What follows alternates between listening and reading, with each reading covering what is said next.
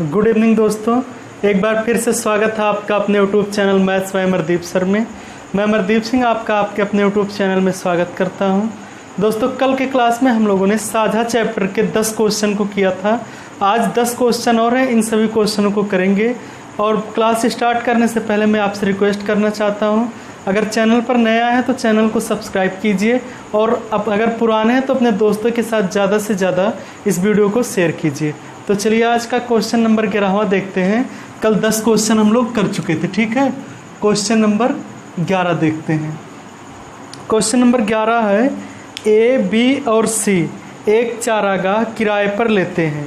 ए उस पर 7 महीने तक 10 बैल चराता है, बी उस पर 5 महीने तक 12 बैल चराता है और सी उस पर 3 महीने तक 15 बैल चराता है। अगर चारागाह का किराया 175 रुपया हो तो सी को अपने हिस्से में कितना किराया देना होगा। देखिए 3 लोग हैं, ए, बी और सी, ये 3 लोग हैं, ठीक है। अब देखिए किराया कम किसको देना होगा, ज़्यादा किसको देना होगा। जो ज़्यादा समय तक ज़्यादा बैल को चराएगा, तो ज़्यादा खेत चराएगा, उसी को ज़्यादा किराया देना पड़ेगा, ठीक है। तो यहाँ पर देखिए ए जो है 7 महीने तक 10 बैल चराता है, यानी कि 7 महीने तक 10 बैल का दाम वो देगा। उसके बाद बी जो है 5 महीने तक 12 बैल चराता है, तो 5 गुणे ये 12 बैल का दाम देगा। और ये क्या करता है कि सी जो है 3 महीने तक 15 बैल चराता है, तो 3 गुणे 15 के हिसाब से देगा। ये अगर कहीं कटता है तो काट देते हैं, 5 दूनी 10, 5 और 5 तिहाई 15, 7 दूनी होता है 14 और ये 12 होगा और ये 3 त्रिक्का 9। मतलब ए को जो पैसा देना होगा 14 देना होगा, बी को 12 और सी को 9 देना होगा। टोटल कितना हो जा रहा है किराया, तो 4 और 2 6 और 9 15, 1 1 2 और 1 3, 35 रुपया। लेकिन क्वेश्चन में आपके कितने दिया गया है, 175 रुपया देना पड़ता, ठीक है। तो 35 का मतलब 175, तो 1 का मतलब 175 बटे 35 होगा। और अगर हम काटते हैं 5 से कटेगा, 5 बार जाएगा, 1 का मतलब कितना आया, 5 रुपये आया। और आपसे पूछा गया कि सी को कितना किराया देना होगा, तो सी कितना दे रहा, 9 रुपया। तो 1 का मतलब अगर 5 है तो 9 का मतलब 5 गुणे 9 बराबर 45 रुपया। तो सी का जो किराया आएगा, किराए का हिस्सा, वो आएगा 45 रुपया। इसमें से ऑप्शन नंबर ए सही था। चलिए क्वेश्चन नंबर देखते हैं हम लोग 12 को। क्वेश्चन नंबर 12 दिया गया है, यक्स और वाई एक व्यापार में साझीदार हैं। यक्स पूंजी का 1/3 भाग 9 महीने के लिए लगाता है और वाई लाभ का 2/3 प्राप्त करता है। तो वाई का धन व्यापार में कितने महीने तक लगा था। देखिए ध्यान से समझिएगा इस क्वेश्चन को। यक्स और वाई 2 लोग थे, ठीक है। कहा जा रहा है यक्स पूंजी का 1/3 भाग लगाता है, 1/3 लगाता है, यानी कि यक्स क्या करता है, 1 रुपया लगाता है। अगर यक्स 1 रुपया लगाता है, टोटल पूंजी कितनी थी, 3 रुपया। तो अगर यक्स 1 रुपया लगाता तो वाई कितना लगाया होगा, 2 रुपया लगाया होगा, ठीक है। इतना समझ रहे हैं आप। देखिए कहा गया यक्स पूंजी का 1/3 भाग लगाता है, यानी कि 3 रुपया था टोटल, उसमें से यक्स क्या करता, 1 रुपया लगा देता, तो वाई कितना लगाया होगा, 2 रुपया लगाया होगा। अब कहा जा रहा है यक्स पूंजी का 1/3 9 महीने के लिए लगाया, मतलब ये 9 महीने के लिए लगाया। और वाई मान लेते हैं कि किसी महीने के लिए, टी टाइम के लिए मान लेते हैं लगाया होगा, ठीक है। वाई टी टाइम के लिए लगाया होगा। अब कहा जा रहा है और वाई लाभ का 2/5 प्राप्त करता है। जो वाई लाभ पाता है वो 2/5 पाता है।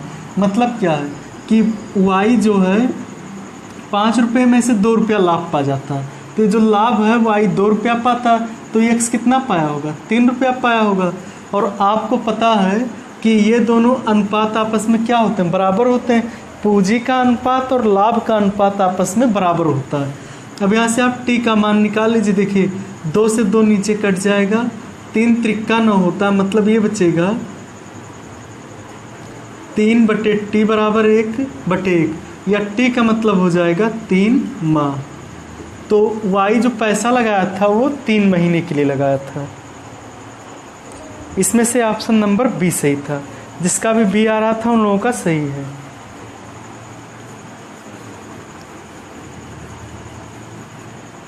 चलिए क्वेश्चन नंबर देखते हैं 13 को। दिया गया है क्वेश्चन नंबर 13, ए बी एवं सी ने मिलकर 3:4:5 के अनुपात में धन लगाकर एक व्यवसाय आरंभ किया। 6 महीने बाद सी ने अपने द्वारा लगाए गए धन का आधा पैसा निकाल लिया। यदि ए द्वारा लगाई गई धनराशि 27,000 रुपया हो और वर्ष के अंत में 86,000 रुपये का मुनाफा हुआ था, तो उस लाभ में ए और सी के हिस्से के बीच का अंतर क्या होगा। ठीक है, तो एक तरफ से लगाते हैं क्वेश्चन और देखते रहते हैं। देखिए दिया है ए बी सी, 3 लोग थे। इसमें से कहा जा रहा है कि उन्होंने पैसा लगाया 3:4:5 के अनुपात में। हम बताए हैं आपसे अगर अनुपात हो तो हम क्या कर सकते हैं, 0 बढ़ा सकते हैं पीछे, ऐसे 0 बढ़ा लेते हैं क्योंकि काटेंगे तो वही अनुपात रह जाएगा। ठीक है, आपसे कहा गया है ए बी सी ने मिलकर 3:4:5 के अनुपात में धन लगाकर एक व्यवसाय आरंभ किया। 6 महीने के बाद सी ने अपने द्वारा लगाई गई धन का आधा भाग निकाल लिया। मतलब सी क्या किया, केवल 6 महीने तक अपना 50 रुपया लगाया है, उसके बाद आधा पैसा निकाल लिया। मतलब 50 था उसके पास, 50 में से आधा निकाला, कितना निकाल लिया, 25 निकाल लिया, और अगले 6 महीने तक वो क्या किया है, 25 रुपया ही लगाया है। ठीक है, इतना समझ रहे होंगे आप। देखिए सी क्या कह रहा है कि अपने पैसे का आधा भाग 6 महीने बाद निकाल लेता। मतलब 6 महीने तक तो पूरा पैसा चलने दिया, वो 6 महीने बाद आधा निकाल लिया, तो 6 महीने तक क्या हुआ होगा, उसका 25 रुपया ही चला होगा केवल। बाकी किसी ने भी पैसा अपना नहीं निकाला, यानी कि ये भी 12 महीने तक लगाया होगा पैसा, और ये भी अपना पैसा 12 महीने तक ही लगाया होगा। इसका अगर गुणा करते हैं, 12 36, 360, इसका गुणा करेंगे 480, और इसका करेंगे 6 25 30, 300, और 25 छक्का 150, 450। इसका जो अगर हम काटते हैं इसे तो ये कैंसिल हो जाएगा, 3 से 12 आएगा, ये आएगा 3 1 3, 3 6 18, और ये 15 आएगा। तो इनके लाभ का जो अनुपात होगा 12:16:15 होगा। टोटल कितने का लाभ हो रहा है इन लोगों को, 5 और 6 11, और 2 13, और फिर 1 1 2 1 3 और 1 4, 43 रुपये का लाभ हो रहा है। टोटल 43 रुपये का लाभ हो रहा है, लेकिन क्वेश्चन में आपके कितने का लाभ हो रहा है, 86,000 रुपये का। तो 43 का मतलब 86,000, 1 का मतलब 86,000 बटे 43, काटेंगे तो ये 2 आएगा, 2,000। 1 का मतलब 2,000। आपसे कहा गया क्वेश्चन में ए और सी के हिस्से के बीच का अंतर क्या होगा। तो ए कितना पाया था पैसा, 12 रुपया, और सी कितना पाया था, 15 रुपया। दोनों के बीच कितने का अंतर है, 3 रुपये का। तो 1 का मतलब अगर 2,000, तो 3 का मतलब 2,000 गुणे 3 बराबर 6,000 रुपया। ठीक है, तो 3 का मतलब 6,000, यानी कि दोनों के हिस्से के बीच का जो अंतर होगा वो 6,000 रुपया होगा।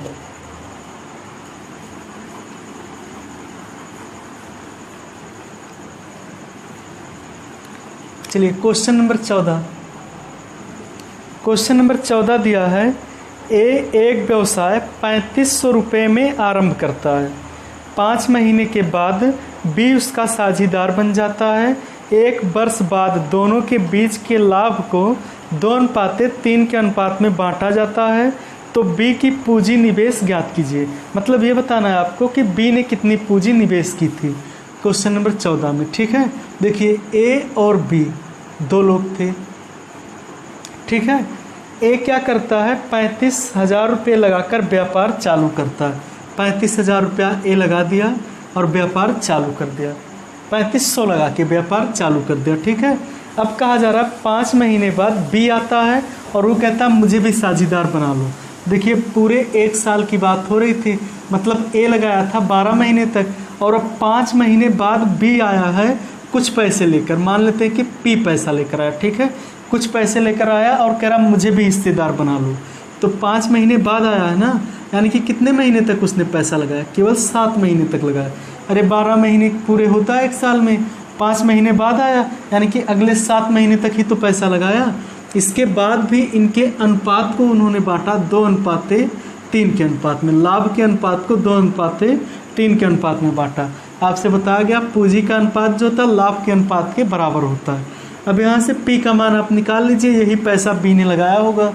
तो 7 × 5 = 35, 500 और फिर 2 × 6 = 12 और इसका गुणा अगर करेंगे 6 × 5 = 30, 3000 बटे P बराबर 1/3।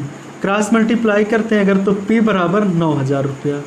ठीक है, यानी कि B ने कितना रुपया लगाया था? 9000 रुपया लगाया था। इसमें से ऑप्शन नंबर C सही था।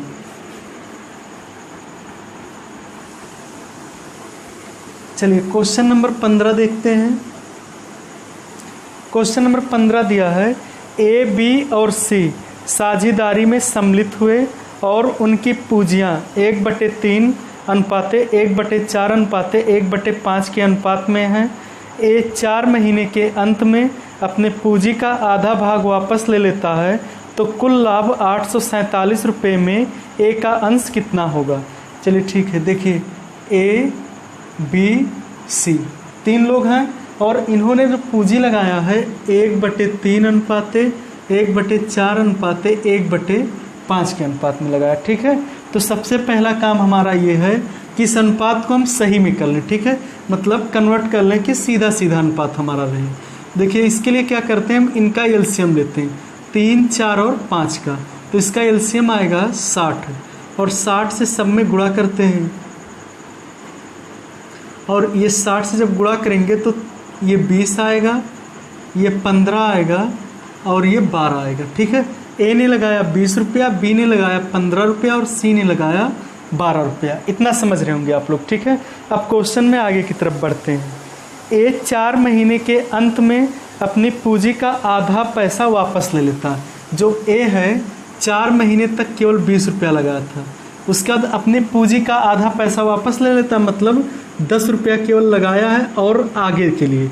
तो 4 महीना हुआ, 12 महीना होता है साल में, 8 महीने के लिए उसने 10 रुपया लगाया। B जो है वो 12 महीने तक अपना पैसा लगाया, C भी 12 महीने तक पैसा अपना लगाया है। इसका कितना हो जाएगा? 20 × 4 = 80 और 80 160 रुपया। और इसका जो अनुपात होगा 15 और 12 का गुणा करते हैं, 12 × 5 = 60, 12 × 1 = 12 और 6 = 18, 180। इसका अगर करेंगे तो 144 होगा। ठीक है, इतना समझ रहे होंगे। अगर हम इसे 4 से काटते हैं, देखिए कटेगा हाँ 4 से, तो ये 40 आएगा, 4 × 3 = 12, 4 × 4 = 16, 4 × 5 = 20, ये 45 होगा, 4 × 3 = 12, 4 × 6 = 24, ये आएगा 40 अनुपाते 45 अनुपाते 36। टोटल इनको कितना फ़ायदा हो रहा है? तो 6 × 5 = 11, 4 × 4 = 8 और 3 = 11 और 1 = 12, 121 रुपये का। लेकिन क्वेश्चन में कहा जा रहा है कि 847 रुपये का फ़ायदा हो रहा है। 121 का मतलब 847, तो 1 का मतलब 847/121। अगर काटते हैं तो ये लगभग 7 बार जाना चाहिए। 1 का मतलब 7 हो जाएगा, 7 बार जाएगा। ठीक है, अब आपसे कहा गया है कि A का अंश कितना था, मतलब A ने कितना लाभ पाया। तो A कितना पाया? 40 रुपया पाया। तो 1 का मतलब 7, तो 40 का मतलब 7 × 40 बराबर 280 रुपया। तो A का जो लाभ था वो कितना था? 280 रुपया था। ठीक है,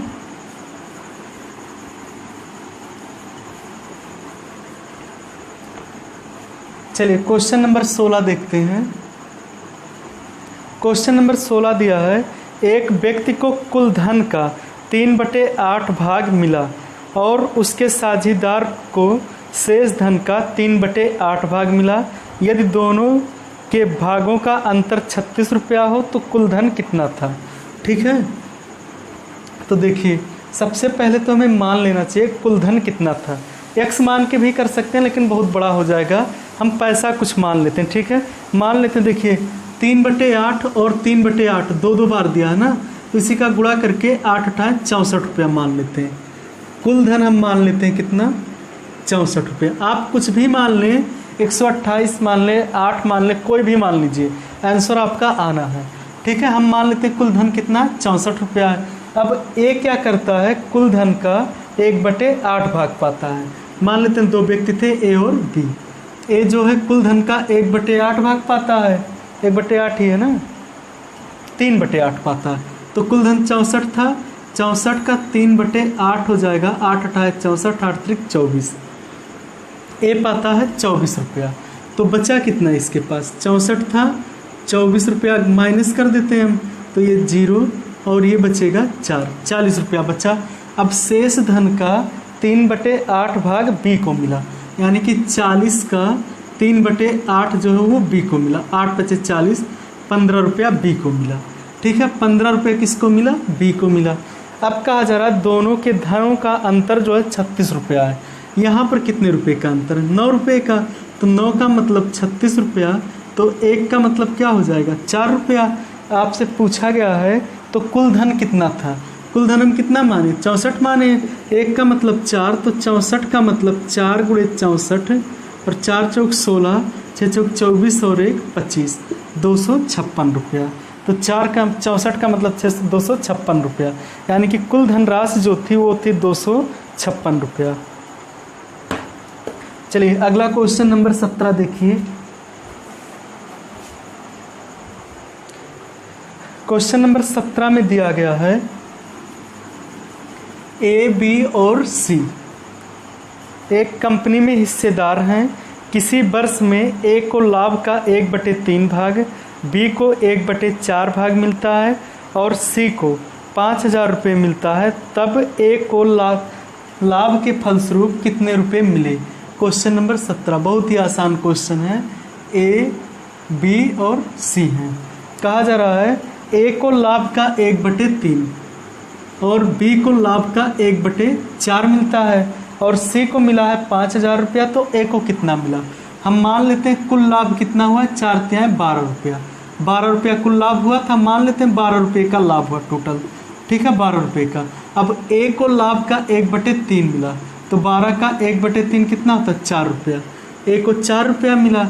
बी को कुल लाभ का 1/4 मिला, यानी कि 12 का 1/4 मिला, तो बी को कितना मिला, 3 रुपया मिला। टोटल लाभ कितना हुआ था, 12 रुपया ही ना हुआ था। इसको 4 मिला, इसको 3 मिला, 7 मिल गया, यानी कि सी को कितना मिला होगा, 5 रुपया मिला होगा। और जब सी को 5 रुपया मिला तो क्वेश्चन में कह रहा है कि सी को मिला है 5000 रुपया। तो 1 का मतलब कितना हो जाएगा, 1000 रुपया। 1 का मतलब 1000 हो गया।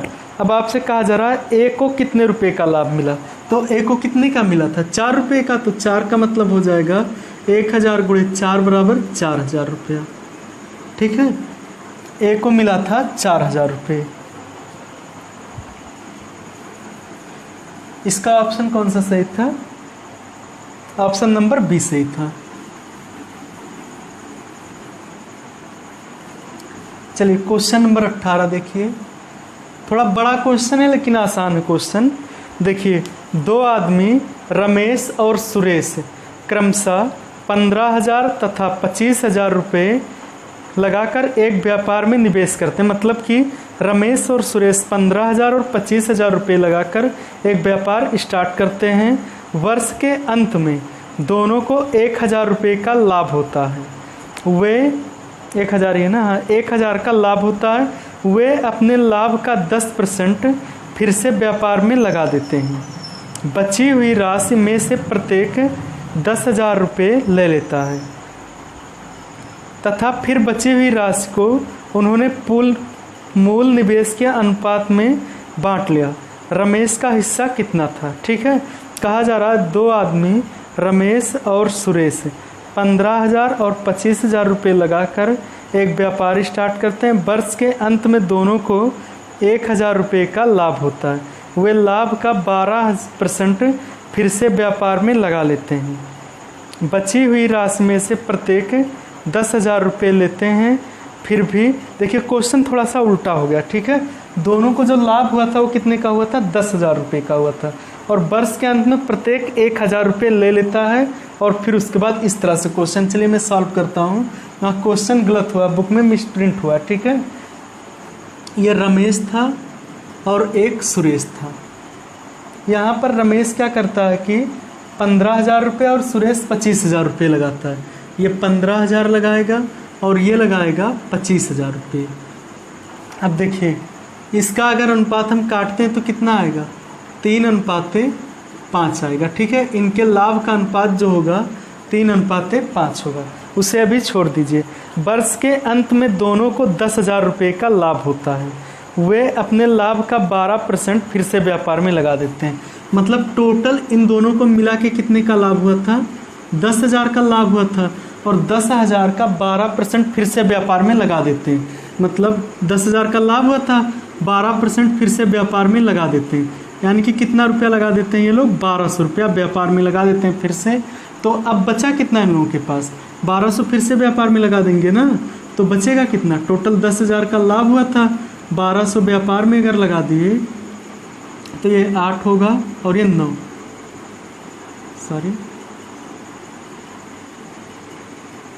हाँ ये 8 होगा। 8800 रुपया बचेगा उनके पास। ठीक है, 8800 रुपया उनके पास बचा। एक बार फिर से देखिए, 10,000 रुपये का फायदा हुआ था, उन्होंने 12% फिर से व्यापार में लगा दिया, यानी कि उन लोगों के पास अब पैसा बचा कितना? 8800 रुपया। उसके बाद कहा जा रहा प्रत्येक 1,000 रुपया वापस ले लेता है। मतलब रमेश भी 1,000 ले लेता है, सुरेश भी 1,000 रुपया ले लेता है। तो अगर 1,000 ले लेंगे तो कितना ले लेंगे लोग? 2,000 रुपया ले लेंगे। अब बचा कितना? 6800 रुपया। अब जो पैसा बचा है इसको वो लोग अपने पूर्व निवेश के अनुपात में बांट लेते हैं। तो ये जो पूर्व निवेश का अनुपात आया था कितना आया था? 3:5। इसी अनुपात में वो लोग बांट लिए। तो कितना हुआ? 5 3 8 हुआ, 8 रुपया हुआ। और इधर कितना हुआ? 6800 रुपया। 8 का मतलब 6800, तो 1 का मतलब 6800 बटे 8। 8 से अगर भाग देते हैं तो 8 से कटता है 7 7 56, 8 8 64, 8 25 40। 1 का मतलब हुआ 850 रुपया। तो रमेश किसका पूछा गया है? रमेश के हिस्से में कितना होगा? तो रमेश को कितना मिला था? 3। तो 3 का मतलब 850 गुणे 3 बराबर 0, 5 हैं 15 और 8 त्रिक 24 और 1 25। रमेश के हिस्से में 2550 रुपया अब आया जब ये 600 मतलब 6800 रुपया बांटे। लेकिन 1,000 पहले से भी तो लिया है, तो 1,000 ये भी हो जाएगा, यानी कि 3550 रुपया। रमेश के हिस्से में 3550 रुपया आया। इसका ऑप्शन नंबर डी सही है। उम्मीद करते हैं क्वेश्चन समझ में आया होगा। चलिए क्वेश्चन नंबर देखते हैं 19 को। क्वेश्चन नंबर 19 दिया है, एक व्यक्ति 3 विभिन्न योजनाओं में 6 वर्ष, 10 वर्ष और 12 वर्ष के लिए क्रमशः 10%, 12% और 15% की दर पर धन निवेश करता है। प्रत्येक योजना की अवधि पूरी होने पर उसे समान राशि मिलती है, उसके निवेश का अनुपात क्या होगा? देखिए ऐसे क्वेश्चनों को करने के लिए मान लेते हैं ए, बी और सी 3 लोग थे। इन्होंने क्या किया? 6 साल, 10 साल और 12 साल के लिए पैसा निवेश किया। 6 साल के लिए जो पैसा निवेश किया उसको 10% पर निवेश किया, और 12 साल पर जो 10 वर्ष के लिए जो निवेश किया उसे कितने पर किया? 12% पर। और जो 12 वर्ष के लिए किया उसे किया 15% पर। ठीक है, तो ए का कितना हिस्सा हो जाएगा? 10 छक्के 60 रुपया। बी का हिस्सा कितना हो जाएगा? 120 रुपया। और सी का हिस्सा कितना हो जाएगा? 180 रुपया। 15 और 12 का। और इन तीनों का जो लाभ है वो क्या है? आपस में बराबर है। निवेश जो है आपस में क्या है? बराबर है। तो बराबर कर लेते हैं। तो कहा जा रहा है कि उनके निवेशों का अनुपात ज्ञात कीजिए। ये जो निवेश की राशि थी बराबर थी, तो निवेश का अनुपात आपको पता करना है। यहाँ से देखिए 0 0 से कट जाएगा, 6 का निम्न 6, 6 दूनी 12, 6 त्रिक 18। ए बराबर 2B बराबर 3 सी आया। अब अगर ए अनुपाते बी अनुपाते सी आपको पता करना है तो आपको बताया गया ए का अगर पता करना है ए को ढक लीजिए 3 दूनी 6, बी का पता करना बी को ढक लीजिए 3 एक निम्न 3, सी का पता करना सी को ढक लीजिए 2 एक निम्न 2 होगा। तो इनकी निवेश का अनुपात जो होगा 6:3:2 होगा। इसका ऑप्शन नंबर ए सही है।